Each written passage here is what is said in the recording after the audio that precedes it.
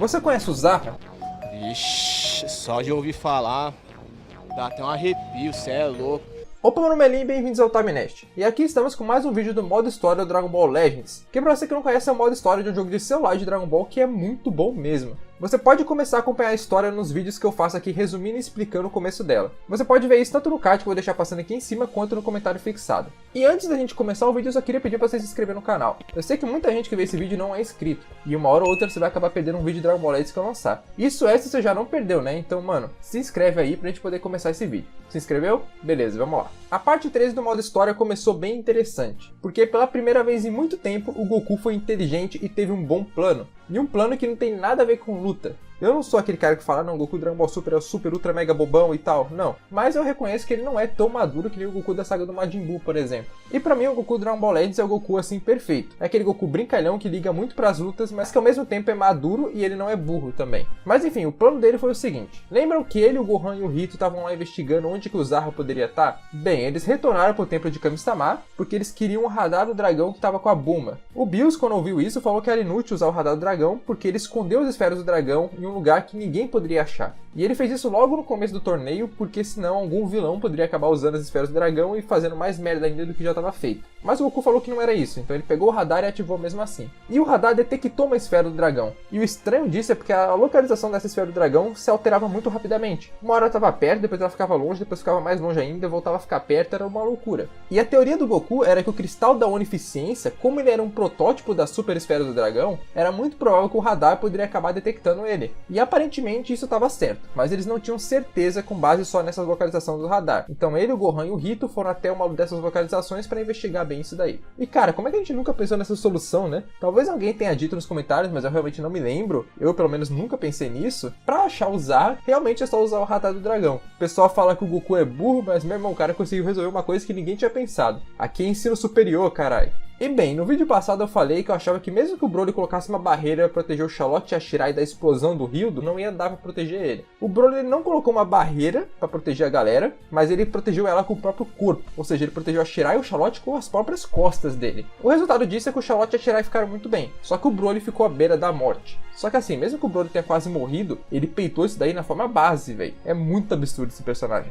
E o cara é um anjo, tá ligado? Ele tava só preocupado com os dois, nem tava ligando pra ele. E eu não gosto de ver meu mano Broly sofrer desse jeito, não. Mas isso aqui foi muito bom, porque narrativamente é importante eles tirarem o Broly de jogo agora. O Broly, ele tira um pouco da tensão da cena, porque não tem muito o que pode acontecer com ele perto. Então ele ficar machucado assim, até pelo menos essa parte da história se resolver, é muito bom. Depois, quando ele acordar, que a gente pode seguir com a história dele, de procurar o pai dele, e também de envolver o Broly do Z nisso daí. Eu achei uma decisão muito boa do modo história. Mas a gente não tem descanso, cara, porque nessa hora o desgraçado do Zarra apareceu ali. E ele já chegou ironizando a situação do Broly e também a morte do Hildo. E que ódio desse maluco, velho, vontade de dar um soco no celular quando ele aparece. E ele veio ali avisar que ele tava muito surpreso que o Charlotte tinha um aliado tão poderoso que nem o Broly, porque a morte do Charlotte era certa ali. E o Zarra ficou frustrado que ele não conseguiu matar ele. Mas ele disse que não ia desistir, que ele só ia parar quando ele e o Giblet estivessem mortos. Mas aí depois aconteceu aquela mesma coisa de sempre. O Charlotte falou que vai bater no Zarra até colocar juízo na cabeça dele. O Zarra sorriu ali, imaginando que isso nunca vai acontecer, e sumiu de vez. Aí o Charlotte e a Shirai já pegaram o Broly e se apressaram para ajudar ele, porque senão ele ia acabar morrendo. Só que depois de um tempo, o Charlotte disse que ele teria que seguir sozinho, porque o veneno do Hildo ainda estava fazendo efeito nele. Em pouco tempo, mesmo se esforçando ao máximo, ele não seria capaz de se mexer. E aí é por isso que ele não podia carregar o Broly, e também por isso que ele não podia andar no ritmo da Shirai. Ele tinha que usar tudo que ele tinha para chegar no Giblet o mais rápido possível. Porque como o comunicador que ele usa para falar com a Bulma foi destruído na luta dele contra o Hildo, a única opção dele para salvar geral ali é falar com o Giblet. Em paralelo a isso, o Basil e o Lavender, né, que agora são oficialmente membros do esquadrão do Zarra, estavam frente a frente com o próprio. E para eles aquele era o momento perfeito. O Charlotte estava ferido, envenenado e sozinho, não ia ter chance melhor para matar ele. Os dois então partiram lá para finalizar o Charlotte de vez. Mas o Zarra apenas sorriu, afinal não havia nada mais perigoso do que um Charlotte ferido. Se aqueles tolos não fossem capazes de perceber isso, teriam o mesmo destino do Hildo. E isso aqui é muito verdade, porque a gente já viu que várias situações onde o Charlotte ficou à beira da morte foi justamente quando ele ficou muito mais forte e solou os caras. Aí depois de falar isso, o Zarra mostrou que ele já sabia que o Black estava ali espiando a conversa dele.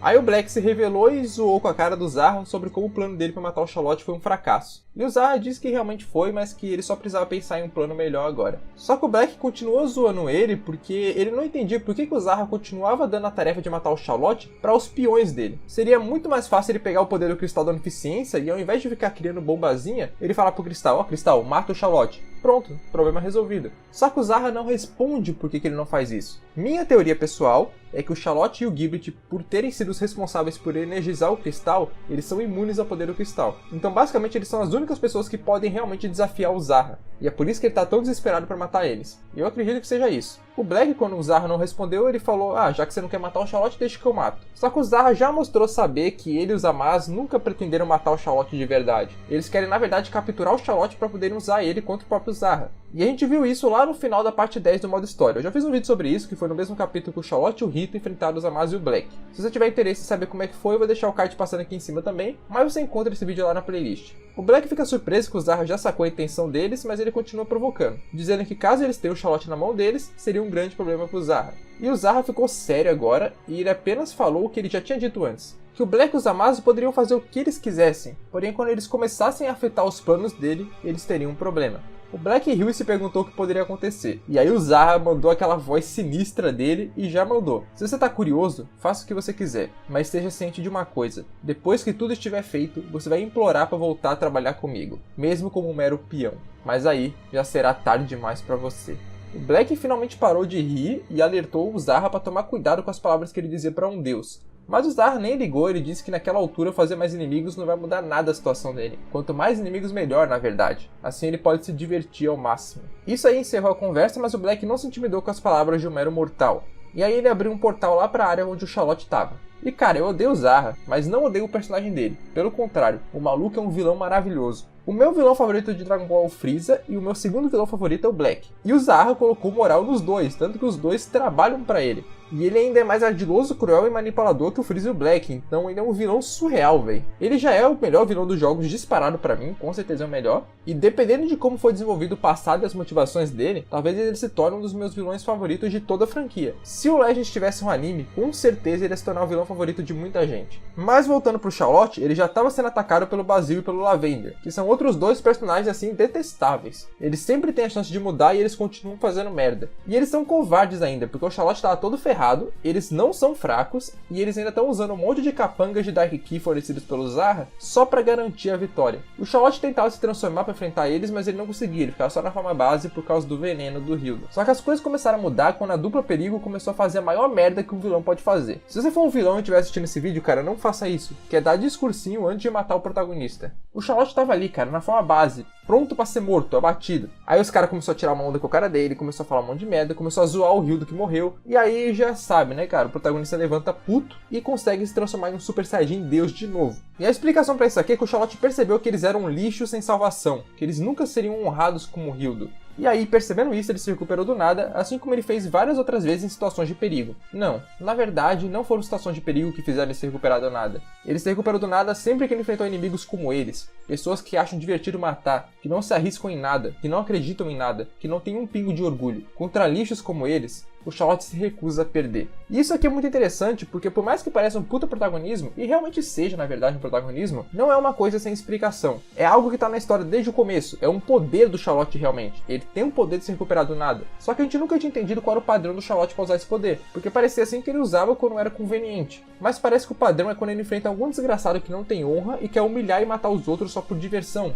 Tully, Cell, Burhan, Zamasu, Black, Basil e Lavender. Todos eles se encaixam nessa descrição e foram contra todos eles que o Charlotte se recuperou do nada. Você pode ver que ele não se recuperou do nada quando ele enfrentou o Rito ou o Giblet, que eram inimigos que acreditavam no que eles estavam fazendo. Então realmente eu acho que o padrão é esse, é quando ele enfrenta esse tipo de inimigo que nem o Basil ou o Lavender. Isso aí muito provavelmente vai ganhar uma explicação melhor no futuro, eu espero que ganhe, porque se isso aqui não for explicado direito vai ser uma grande merda do modo história, porque é uma coisa muito conveniente, né? Ele se recuperar do nada. Então eu espero que o padrão seja bem estabelecido, que nem foi agora, e seja bem explicado no futuro. Só que eu acho que vai ser sim, porque se não fosse ser explicado isso aqui, eles não iam dar tanta ênfase que eles dão no modo história. Quando eles forem explicar por que o Charlotte e o Giblet foram os escolhidos para energizar o Cristal da Onificência, eu imagino que isso aqui vai ser explicado junto. Mas enfim, o Charlotte se transformou, né, como eu falei antes, e já de cara ele eliminou todos os capangas que estavam ali. E mesmo ainda sentindo os efeitos do veneno, ele conseguiu solar os dois lobos ali facilmente. Só que depois de derrotar eles, ele acabou voltando para a forma base e ficou sem forças, porque uma característica do Charlotte é o seguinte: quando ele se recupera do nada, ele fica forte por um tempo, só que depois ele acaba se esgotando. Ou seja, não é um poder infinito, não é como se ele pudesse recuperar do nada infinitamente. Ele se recupera, consegue um bom poder, só que logo depois ele volta para a forma base. Só que a dupla Perigo não sabe desses padrão, então eles estão com medo de simplesmente o Charlotte se transformar de novo. Então eles já abriram o portal ali para eles poderem fugir. Só que antes de fugir, o Lavender, cara, o Lavender é um desgraça também, cara, pelo amor de Deus. É um personagem assim que no Dragon Ball Super ele já parece um desgraçadozinho, mas no Dragon Ball Legends ele é tipo um psicopata. Porque ele, antes de entrar no portal, ele queria presentear o Charlotte com o veneno dele também, pra, tipo, terminar de matar mesmo. Só que antes que ele conseguisse jogar o veneno no Charlotte, o Goku apareceu ali, provando que a sua teoria estava certa. Sempre que um portal para a base do Zarra é ativado, o radar do dragão consegue detectar a energia do cristal da Onisciência que sai de dentro do portal. E com essa revelação e mitagem do Goku, o capítulo terminou.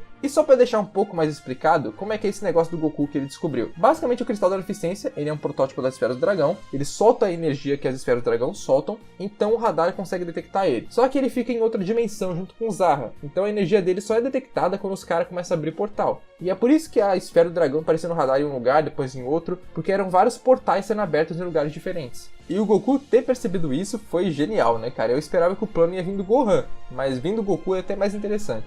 Esse aqui foi um capítulo muito explicativo, foi muito mais conversa do que luta, só que, cara, esse aqui é um charme da história do Legends, né? Porque ela é muito foda, ela não foca só em porradaria gratuita. Foi um ótimo começo para a parte 13 e deu um avanço real para a história dessa vez. Não pareceu que foi feito só para enrolar. E olha, a gente teve várias dicas do Charlotte Blue nesse capítulo, mas eu não quero ninguém hypando não, porque a gente já caiu nas armadilhas da Bandai muitas vezes.